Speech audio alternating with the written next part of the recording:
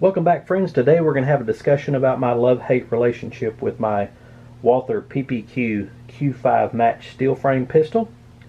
This is without question the best striker fired pistol that I have ever shot, and I've shot a few different ones. Before I got this pistol, I was shooting a full-size SIG P320 in competition, a polymer frame striker fired pistol, and it served me well. I really didn't have any problems with it. I just wanted to move to something a little bit different. Specifically something a little heavier, but I wasn't ready to jump out into the hammer fired world of the CZs and such. So this thing here instantly made me a better shooter. Now, I did have to purchase this gun online, and here in Texas we don't lack for gun stores and churches, but nobody had one of these. Nobody had seen one of these things. They just didn't exist. They were pretty new, so I had to kind of buy it based off information I got on the internet and so forth.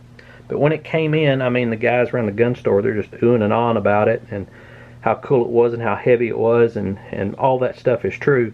But I really didn't appreciate it until I got to the range and shot it, and I said, man, this is my huckleberry right here. It instantly made me a better shooter. So this is a race gun. It comes with a fiber optic front sight, adjustable rear sight, 3 different optics plates here if you want to shoot in the optic division.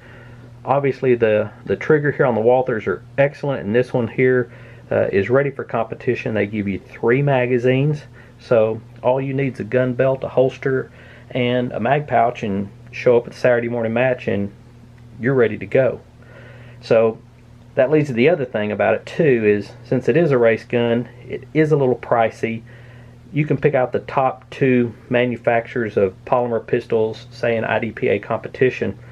In the production division, you can go buy 2 of those things for what this is going to cost you and still have some money left over for ammo, although it might be at the old ammo prices. But it's not a cheap thing, so it was kind of a commitment, but I'd saved my pennies and that's what I wanted to spend it on at the time. The other gripe, besides it being expensive, about this gun, and you can probably see it if you look at this long enough. You've got this, you got a nice 5-inch barrel, full-size pistol, nice long sight radius, with competition sights on it and everything. Does the grip look kind of small to you? Well, that's because it is kind of small. It only holds 15 rounds. They give you 3 magazines so you can go to the races, but they give you 3 15-round magazines. Don't ask me why. It wasn't a big weight consideration. I mean, because they had milled this thing. This thing is just a beautiful piece of machine work. That's all I can tell you. They've taken the weight out just where they wanted to, put in weight where they needed to, but they didn't put a bigger magazine in it because of weight, because this thing weighs 40.1 ounces. They also didn't do it to fit in to make it fit in a particular class, because I mean, you can easily put 2 or 3 more rounds in this magazine without any problem. You can see how much room you got. This is a typical IDPA spec box here, so I don't know, maybe they just wanted to use up all those 15-round PPQ magazines that are out there. I don't know, but that's the only gripe I have with the gun. Now, guys with bigger hands, it might be a problem, but with my little girly hands, it fits me like a glove, so I have no problems with that. Now, I started shooting this pistol with 147 grain full metal jacket round nose Phoenix ammunition, and probably put 2,500 rounds through it in competition with no problems whatsoever. I hadn't done anything to this gun. Then I started using my reloads, and our power factor minimum in our class is 125. The Phoenix ammo that I've chronographed, and I've chronographed a few batches of it, it usually settles in right around 140. So got some mid to high 138s and then a few 142s, but it settles in 138 to 140. Now, when we're reloading for competition, we're trying to get the softest shooting stuff we can and still operate the pistol reliably, and so I'm settling in all my stuff around 130. And I started having some problems, so I visited with Walther.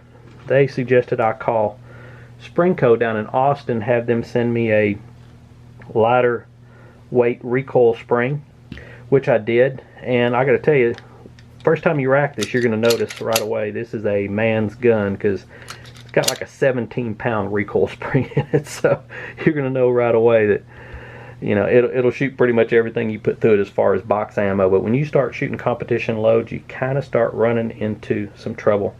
So we started having a bouquet of problems, if you will. Not just one, but the first one, most prominent one, was failure to slide lock on the last round. Okay, so immediately we're thinking, well, that's just the magazines. You know, we got about 3,000 rounds through it. Maybe we need some new magazines. So purchased 3 more magazines, and this was not, it was non-specific to the magazine.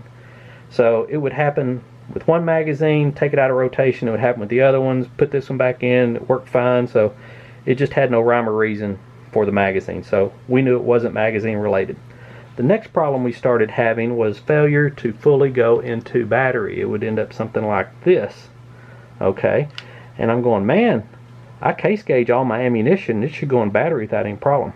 Well, that wasn't it. So the ammo was just fine, but it was also failing to fully eject. So I even changed extractor springs. That had nothing to do with it. Obviously wasn't the ammo. We would get the occasional stovepipe, and that's one of the reasons we went to a different recoil spring too, so this thing would fly back a little faster and chunk those rounds out. That wasn't it. And then the third problem we started having was a double feeding problem. So one round would be almost out of the chamber and another round would be stacked on top of it. So it was just a myriad of problems, and it was really frustrating. So all of those problems kind of went away when we upped the power factor on our ammo, and I was pretty happy with that, but we were still having a problem with it, failure to slide lock. So, and I mean, we did a bunch of other things besides springs. We changed the guide rods. Here's a ZR Tactical. Here's another example of a different spring, a Wilson Combat. You know, some people on forums said, oh yeah, put this thing in and all your problems will be fixed. Well, that lasted 2 stages, and then we went back to another one, still had the same problem. Spring Co, I visited with them, and talking about some super nice guys, and don't mind talking to you about it, and they really know a lot about these Walthers and the Canics, as a matter of fact. He said, hey, we failed to send you or suggest you have a different striker spring in it too. So we changed that and changed some different combinations. None of that stuff worked, and I kept meticulous notes on this too, by the way. So once we started upping the load in our reloads, pretty much everything went away except failure to slide lock on last round. So changed mags, kind of done everything we wanted to, talked to Walther about it, and they said basically, hey, just send it back to us, let us take a look at it. And so I did. However, I was already so frustrated that I had moved on to a different gun.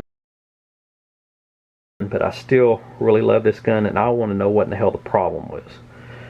So I sent it back to him with a 1.5-page detailed explanation of all the combinations that we had changed, all the springs, the load data, chronograph data, all that stuff. And I got back a email with the gunsmith on their range shooting 3 different types of ammo. 115 ball ammo, 124 ball ammo, and 124 defensive ammo.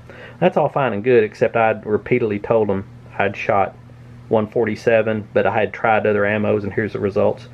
But they didn't shoot any 147. And I also stressed that this is an intermittent problem. It will run 3 stages perfect, run through all my mags, and then I'll have a problem. And then it'll run the rest of the race, no problem. The rest of the match will be just fine. So it's intermittent. Once I got that back and they said, hey, if we don't hear from you in a couple days, we'll send the gun back to you. Thank you very much. I called up a guy that I'd visited with a couple times and explained to him, I just think I have a lemon, or as we call it here in Texas, a turd. So I said, you know, he didn't disassemble the gun and really look at anything. He just kind of tested some stuff, looked it over, but the parts really didn't come out. And he told me, he says, hey, let me go talk to the gunsmith back there and take your sheet back there and go over some of these items, and I'll get right back to you. Well, after 2 days, I didn't hear from him. I sent an email. I said, hey, where are we at? The next email I got that afternoon was tracking information. Hey, your gun's on the way back to you. Thank you very much. So when it came back to me, we took her to the range. Worked perfect. Did that twice, and then just last week I let a friend of mine shoot it, and I shot it again because he wanted to shoot some different pistols. He's kind of getting into the practical shooting world, and no problems. So I have a theory. Tell me if I'm off base. Now, this is a first generation pistol. There's always problems with first generation pistols. You know, we can talk all day about the SIG 320, the Glock 42, the SIG 365, you know. So first generation pistol can probably have some problems. Now, this was a failure to slide lock. That is not what I consider a safety problem, so no need for a recall. So, and I've heard this, don't have any proof of it, but people have said this is kind of a regular thing in the gun business. If they find something in the manufacturing process or get some feedback that something's wrong, they'll make a little tweak in all their further guns, just not even say anything about it, and then they'll repair the ones that come back, no charge. You know, just say, hey, we didn't find anything wrong, but it's working good now, so you're good to go. I think that might be what I have here. Something happened because it wasn't working when I sent it. It's working just fine now. And I gotta tell you, I love the gun, but you know, it's kind of an expensive range gun, kind of expensive safe queen, but still like to have it, still like to shoot it, but I can't trust it in a match. It's just not gonna, I'm not gonna go through the frustration that I did for basically a year trying to solve it on my own. So let me know what you think about that. Do you know anybody that's had this problem with this particular gun? And you know what keyed me into making this video is I was watching one of my favorite guys on YouTube, Honest Outlaw, and he was evaluating the new I think they call it the PDP,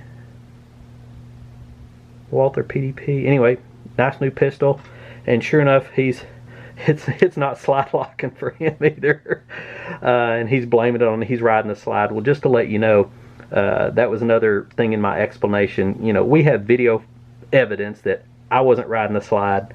Matter of fact, I shot this thing limp-wristed, offhand, still failure to slide lock. So it's not me riding the slide, but I just kind of had to grin when I was watching the Honest Outlaws video on the new Walther.